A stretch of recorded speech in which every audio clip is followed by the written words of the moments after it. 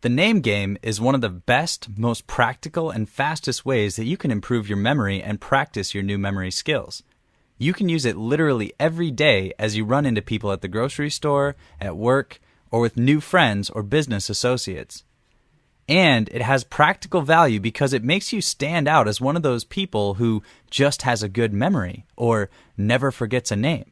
It's incredibly simple, and after practicing it just a few times, you will watch your skills rapidly improve and you will completely shock yourself with how well you can now remember anyone's name. It goes like this. Step 1. Pay attention. The number one reason most of us aren't so spectacular at remembering people's names is embarrassingly simple. We just forget to pay attention. If you're not paying attention when someone says their name, then no amount of memory tricks or boosters in the universe will ever help you. The best way to remember to pay attention is to remind yourself that you're not just trying to remember someone's name. You're challenging yourself to play the name game, and you're competing against yourself. If you make it fun and test yourself, then your mind will be motivated to keep improving and practicing, and most of all, to pay attention. Step 2. Judge a book by its cover. In this step, you're going to take advantage of your System 1 ability to take in tons of data instantaneously and use all of it to make an immediate, snap judgment about who this person is. And you may have to undo a lifetime of people telling you to avoid judging a book by its cover. In this case, to get much better at remembering names, faces, and other personal details, it's going to be crucial that you start to develop your book cover skills. And pay attention to details about people.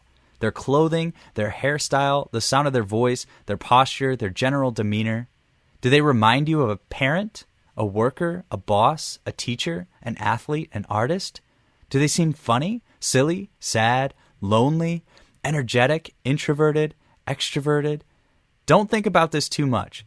Don't use your System 2 functions, just let your built-in System 1 awareness systems make the call. Go with your gut feelings. This SNAP personality assessment is going to give you the details to flavor your name mnemonic for this person with. It's also going to give you an idea for the setting of where you're going to create your visual memory aid.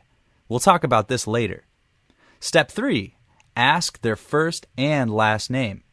If this person introduces herself as Stephanie, that doesn't give you a whole lot of information to go off from. Plus, it's going to be hard to create a unique memory because you will have dozens or hundreds of previous Stephanie files in your memory cabinets. So you want to try to make it more unique and interesting. So ask for a bit more information. Oh, very nice to meet you, Stephanie. And I didn't catch your last name. What was it? And people will always respond to this. We're hardwired to respond to a question worded that exact way. Plus, this person will subconsciously be impressed that you're taking more interest in them than most people who are just trying to get an introduction out of the way. Having their first and last name will give you all the tools you need to build your perfect name game memory device. Step 4. Turn their first and last names into pictures. Okay, now this is where your memory training starts to come in handy. We need to convert their names into pictures. This won't be an exact science, so you'll need to activate a bit of your curiosity and creativity. And remember, as usual, this all takes place within about a half a second. It takes much longer to explain than it actually takes to do. And you will get it the first time you try it. It's hardwired into your brain. Don't worry if it sounds like a lot of steps. They are incredibly simple, easy. Your brain already knows how to do them, and they only take a few parts of a second. Now, turn their names into pictures. Here are some examples. First name, Bill. Possible pictures. A duck bill, a $100 bill, a phone bill, someone else you know named Bill, as long as you don't know too many of them. Famous Bills, Clinton, O'Reilly, Bill Nye the Science Guy, the Bill of Rights, the I'm Just a Bill cartoon character from Schoolhouse Rock. Last name, Watterson.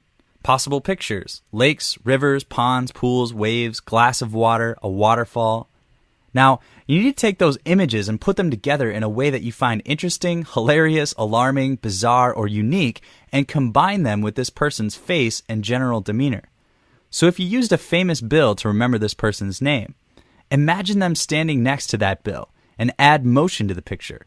Imagine them slapping each other on the back or playing a game of catch, or up on stage together singing karaoke.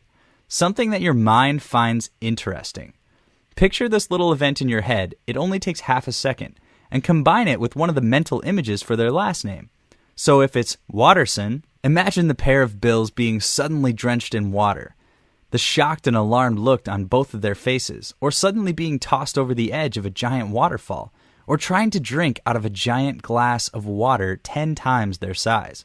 Again, something interesting to your brain. Then, this memory will be burned into your mind forever. And when you next see this person, your brain will immediately fire up the unique, interesting memory of them, which will involve them hanging out with Bill Clinton, playing catch, when suddenly a giant tsunami comes and washes them away.